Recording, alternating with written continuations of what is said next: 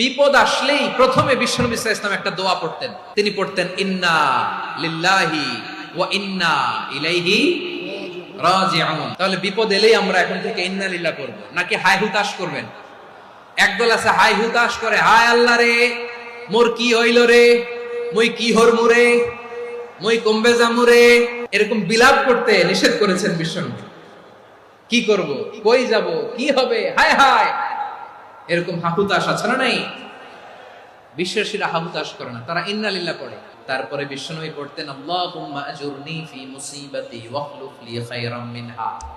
একসাথে প্রথমে পড়তেন ইন্না লিল্লাহি ওয়া ইন্না ইলাইহি রাজিউন, তারপর পরে পড়তেন আল্লাহুম্মা আজুরনি ফি মুসিবাতি ওয়াখলুফ লি খায়রাম মিনহা, মানে আল্লাহ এই যে আমি বিপদে ধৈর্য ধারণ করলাম এটার সব তুমি আমারে দাও, আর যেটা হারালাম এর চেয়ে ভালো কিছু দিয়ে মেকআপ করে দিও, ভালো কিছু দিয়ে বদল করে দিও। সুবহানাল্লাহ পড়েন।